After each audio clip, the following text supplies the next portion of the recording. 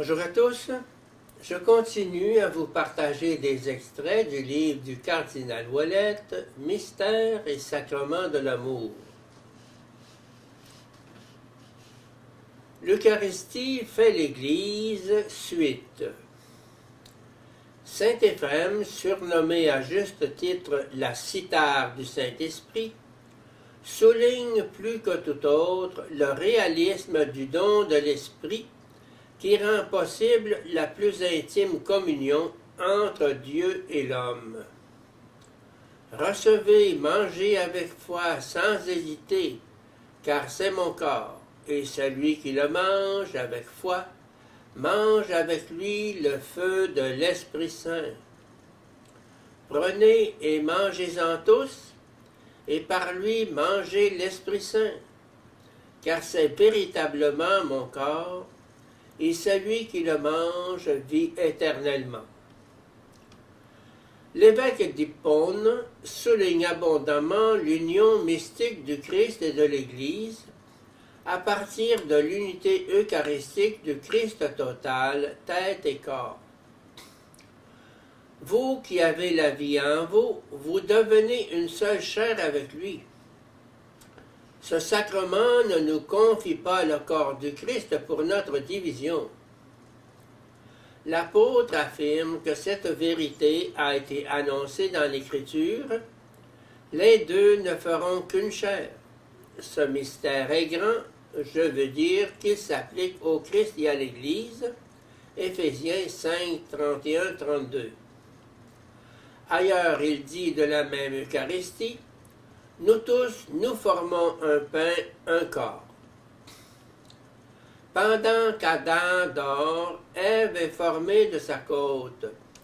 Pendant que le Christ est mort, la lance perce son côté pour que jaillissent les mystères d'où est née l'Église. Saint Augustin insère par conséquent l'Eucharistie, sacrifice d'alliance, au cœur de la relation sponsale du Christ et de l'Église. Le Christ quitte son Père des cieux pour s'attacher à son épouse l'Église et devenir une seule chair avec elle. Le Christ époux, immolé et donné en communion, fait naître l'Église épouse de son côté transpercé et s'unit à elle dans une seule chair eucharistique.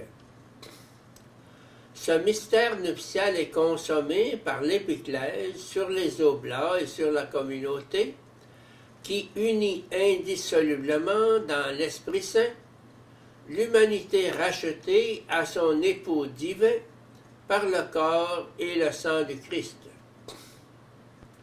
Telle est la foi de l'Église toujours professée, que le catéchisme de l'Église catholique a réitéré en citant le Concile de Trente. À la dernière scène, la nuit où il fut livré, 1 Corinthiens 11, 23, il voulait laisser à l'Église son épouse bien-aimée, un sacrifice visible comme le réclame la nature humaine, où serait représenté le sacrifice sanglant qui allait s'accomplir une unique fois sur la croix, dont la mémoire se perpétuerait jusqu'à la fin des siècles. Par la célébration du mystère de la Nouvelle Alliance, l'Église est introduite par l'Esprit Saint dans l'offrande du Christ au Père pour le salut du monde. Je leur ai donné la gloire que tu m'as donnée. La gloire que tu m'as donnée, je la leur ai donnée. Jean 17, 22. Oui, il a vraiment donné une telle gloire à ses disciples, celui qui leur a dit: recevez l'Esprit Saint. Jean 20, 22. Or, l'Esprit est la gloire, comme Jésus le dit ailleurs au Père: glorifie-moi de cette gloire que j'ai eue près de toi au commencement, avant que le monde ne fût. Il n'y avait rien d'autre avant les siècles que le Père, le Fils et l'Esprit. Cette gloire, c'était donc l'Esprit. Aussi, dit-il, la gloire que tu m'as donnée, je la leur ai donnée, pour que par elle, par l'Esprit, ils me soient unis, et par moi à toi.